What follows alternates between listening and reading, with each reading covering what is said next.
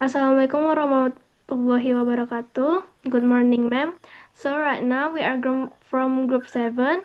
We're gonna present our topic for today is about understanding structure as one dimension of conflict management. But before that, let me introduce our group. There is me, Dindarvana Atika.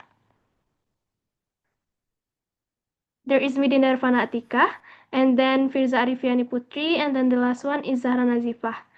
For the next material will be explained by Zahra Nazifah. For Zahra Nazifah, time is yours. Okay, thank you, moderator. And the first material will be explained by me about the conflict, the structure in conflict management. According to Bill and Judge 2019, conflict commonly emerge due to goal incompatibility, task interdependence, and poor communication system to the organizational structure. Jadi, konflik umumnya muncul karena ketidaksesuaian tujuan, saling ketergantungan tugas, dan sistem komunikasi yang buruk, yang semuanya terkait erat dengan struktur organisasi. Boleh di slide?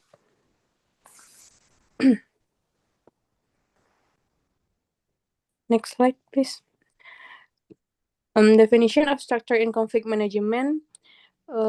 Structure in the context of conflict management refers to the formal framework that defines the divisions of work, who does what, the hierarchy of authority, who reports to whom, the flow of communication and responsibility, and the system of reward and evaluation. When this framework in imbalance, such as excessive bureaucracy, unclear reporting lines, or communication barriers, tension and misunderstanding can easily occur, di mana struktur dalam konteks manajemen konflik mengacu pada kerangka formal yang mendefinisikan pembagian kerja, siapa melakukan apa, hierarki wewenang, siapa melapor kepada siapa, alur komunikasi dan tanggung jawab, dan sistem penghargaan dan evaluasi. Nah, jika kerangka kerja ini tidak seimbang, seperti birokrasi yang berlebihan, lalu pelaporan yang tidak jelas, atau hambatan komunikasi, ketegangan dan kesalahpahaman dapat mudah terjadi. Sekian dari saya, saya kembalikan kepada moderator. Okay, thank you, Zahra Nazifah. And then for the next material will be explained by me. The next one is about the relationship between structure and conflict.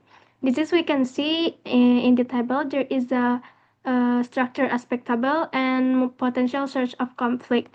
For the first one, it's about high specialization. For the potential source of conflictnya is creates rigid boundaries between departments and reduce collaboration. For the second one is about task interdependence aspect. Is the potential source of conflict is one unit depends on another, failure, blame, and frustration. The third one is about long vertical communication chains aspect. The potential source of conflict is message become distorted and misunderstanding arise. The fourth one is limited resources aspect, is departments compete for funds, facilities, or manpower. And then the last one is about divergent department goals aspect. The potential source of conflict is different focus or priorities cause goal conflict. The next one is about structural based conflict management strategies. So to manage the conflict that stem from structural issue, organization can apply the following strategies. For the first one is clarify rules and responsibilities. It can be done with develop clear job description to prevent overlapping duties or role ambiguity. And then the second one is about it can be done with improved communication channels. It can be done with strength horizontal communication between departments to enhance coordination. The third one is decentralized decision making. It can be done with give more autonomy to lower levels so that decisions are made closer to the point of action. The fourth one is establish formal coordination mechanism. It can be done with create cross-functional teams or commits to align objective and improve collaboration.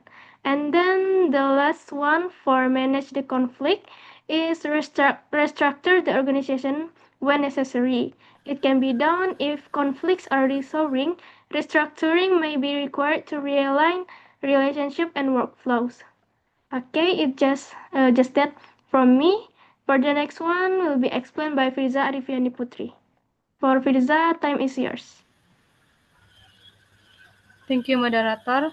The example case is in manufacturer company, the production department often conflict with the marketing department.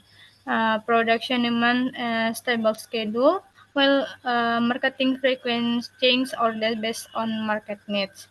Nah, dalam sebuah perusahaan manufaktur itu sendiri, itu terdapat konflik antara departemen produksi dan departemen pemasaran. Nah, departemen produksi itu berfokus pada efisiensi proses, kestabilan jadwal, dan pengendalian biaya. Mereka hanya ingin jadwal kerja dan jumlah produksi yang terencana dan tidak berubah-ubah, supaya tidak terjadi pemborosan bahan atau waktu. Dari departemen pemasaran sendiri, itu sebaliknya, yang mereka berorientasi pada kepuasan pelanggan dan fleksibilitas permintaan pasar.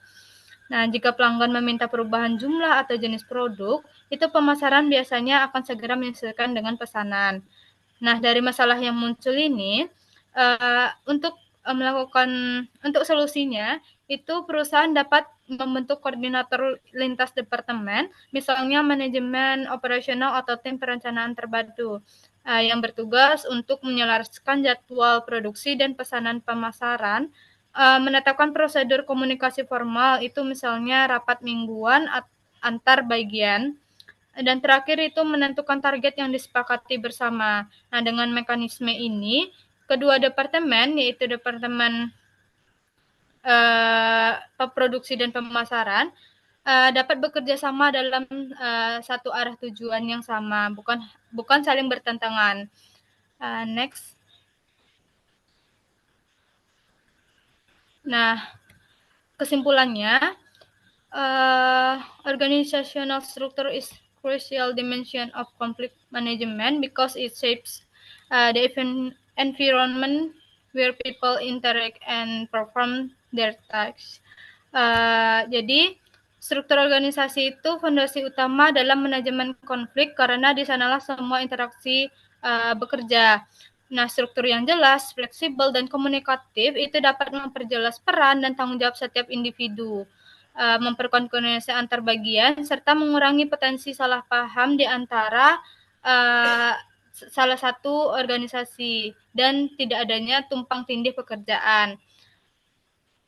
Oleh karena itu, pengelolaan konflik itu tidak cukup hanya memperbaiki hubungan antar individu saja, tetapi juga harus memperhatikan bagaimana struktur organisasi dirancang dan dijalankan. Dengan menata struktur yang efektif, organisasi dapat mencegah konflik sejak awal dan menciptakan lingkungan kerja yang lebih harmonis dan produktif. Sekian dari saya, bisa dibalikan ke moderator.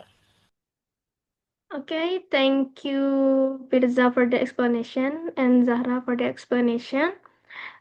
Maybe it's just that from our group. Thank you for your attention. Maybe it can help you guys with our topic. We close it with Wassalamualaikum warahmatullahi wabarakatuh. Waalaikumsalam warahmatullahi wabarakatuh. Thank you, guys.